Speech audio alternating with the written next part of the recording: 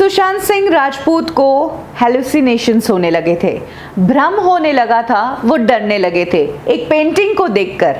ऐसा रिया ने ईडी को अपने बयानों में कहा है।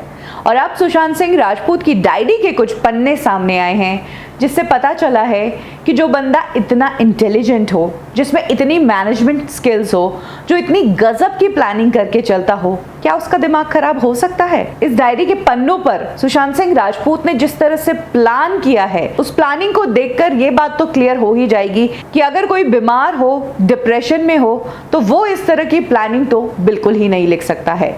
सुशांत सिंह राजपूत के इस डायरी के पन्नों पर उन्होंने अपनी पूरी लाइफ को प्लान किया था। जिस बात का जिक्र अंकिता लोखंडे ने अपने इंटरव्यूज में किया था कि वो अपनी लाइफ को लिखता था, उसे आगे क्या करना है, हर चीज छोटे छोटे पॉइंट्स और नोट्स बनाकर लिखता था, और उनकी यही छवि इस डायरी से नजर आई है।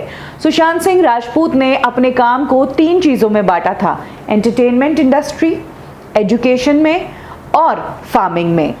एंटरटेनमेंट में सुशांत सिंह राजपूत बॉलीवुड और हॉलीवुड दोनों में काम करना चाहते थे। हॉलीवुड के टॉप एजेंसीज से मिलना चाहते थे, वहीं बॉलीवुड के लिए अब वो अच्छा कंटेंट बनाना चाहते थे।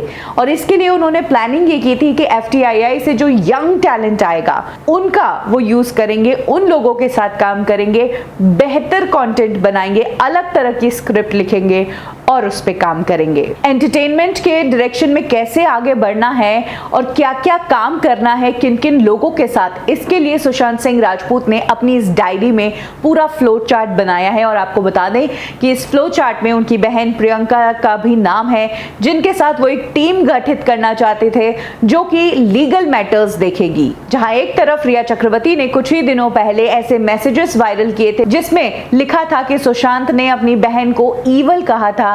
अगर सुशांत अपनी बहन के लिए ऐसा सोचते तो वो अपनी आगे की प्लानिंग के लिए, प्लानिंग 2020 के लिए अपनी बहन को टीम का हिस्सा क्यों बनाते? तो पहला झूठ तो यहीं पकड़ा जाता है।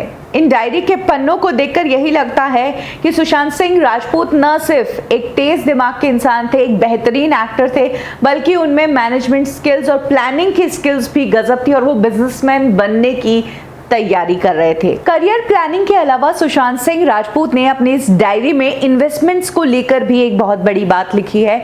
उन्होंने लिखा है कि उन्हें आगे वाले टाइम में 50 करोड़ के एसेट्स अपने लिए खड़े करने हैं। इसके अलावा अपने खर्चों को कंट्रोल करना है और इनकम को बढ़ाना है। कुछ इस तरह की बातें सुशांत सिंह राजपूत की इस डायरी में देखने को मिली। सुशांत के इन डायरी के पेजेस को देखकर लगता है कि वो बहुत ही इंटेलिजेंट, इंटेलेक्चुअल और मैनेजमेंट स्किल्स वाले इंसान थे। इस डायरी में से एक पन्ना ऐसा भी निकला है जिसमें उन्होंने अपने केदारनाथ वाले कैरेक्टर को समझने की कोशिश की है कि ये कैरेक्टर कैसा है। इसके लिए उन्होंने मुक्कू और बृंदा, यानी कि मुक्कू जो कि सारा अली खान का कैरेक्टर निभाती है और बृंदा जो कि सारा अली खान की बड़ी बहन का कैरेक्टर निभाती है, उनके बारे में जिक्र किया है कि ये कैरेक्टर मुक्कू के लिए कितना ज्यादा झुक जाता है, मुक्कू उस कैरेक्टर के लिए क्या है, साथ ही बृंदा का इसमें क्या रोल रहता है। इस पेज पर उन्होंने लिखा है कि मंसूर जो किरदार सुशांत सिंह राजपूत ने केदारनाथ में निभाया था, उसकी पर्सनैलिटी ये है कि वो बहुत ही ज्यादा केयरिंग है, वो सेल्फलेस है और सैक्रिफाइसिंग भी है। वो अपनी फैमिली के बारे में सोचता है, लेकिन इसके साथ ही मुक्कू भी मंसूर की लाइफ का एक अहम हिस्सा है जिसको वो छोड़ना नहीं चाहता। इसके बाद एक और नोट उन्होंने बनाया है जिसमें उन्होंने लिखा है कि किस तरह से बृंदा मंसूर को ये रियलाइज करवाती है कि मुक्कू से जो उसका रिलेशनशिप है वो बहुत ही सेल्फिश रिलेशनशिप है। ये पूरा एक फ्लो चार्ट सुशांत सिंह राजपूत ने अपनी इस डायरी में लिखा है। केदारनाथ फिल्म में अपना जो मंसूर का रोल था, उस रोल को डेवलप करने के लिए और उस कैरेक्टर को किस तरह से वो अपने अंदर उतारेंगे, उसके लिए सुशांत सिंह राजपूत ने ये अलग अलग नोट्स बना के रखे थे। यानी कि सुशांत सिंह राजपूत उन एक्टर्स में से नहीं है जिन्हें बस रोल बता दिया और उन्होंने कैमरा के सामने जाकर वो रोल कर दिया।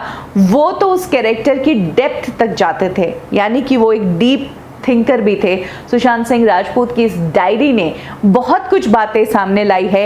ये वो डायरी है जिसमें सुशांत सिंह राजपूत ने आगे की प्लानिंग लिखी हुई थी, उनके लोगों के नाम लिखे थे जिनके साथ उन्हें काम करना है, लेकिन इस पूरी डायरी में कहीं भी किसी बीमारी का जिक्र नहीं है, कोई मेडिसिन टाइम पे लेने का जिक्र नहीं है, ना ही किसी डॉक्टर के अपॉइंटमेंट का जिक्र है। और सबसे बड़ी बात कि अगर कोई इंसान बीमार है, अगर कोई इंसान पिछले साल नवंबर में ही बीमार हुआ है यूरोप ट्रिप से आने के बाद, तो वो इंसान इतनी जबरदस्त प्लानिंग कैसे कर सकता है? जिस इंसान ने यही सोच लिया हो कि वो तो आगे जाकर सुसाइड करेगा, उसको खुद को खत्म करना है, तो वो 2020 के प्लान्स क्यों बनाएगा? ये वाकई में सोचने वाली बात है। सुशांत सिंह राजपूत की इस डायरी से बहुत कुछ सामने आया है और अब वाकई में ये बात साफ होने लगी है कि बहुत कुछ उनके बारे में गलत बातें की जा रही है।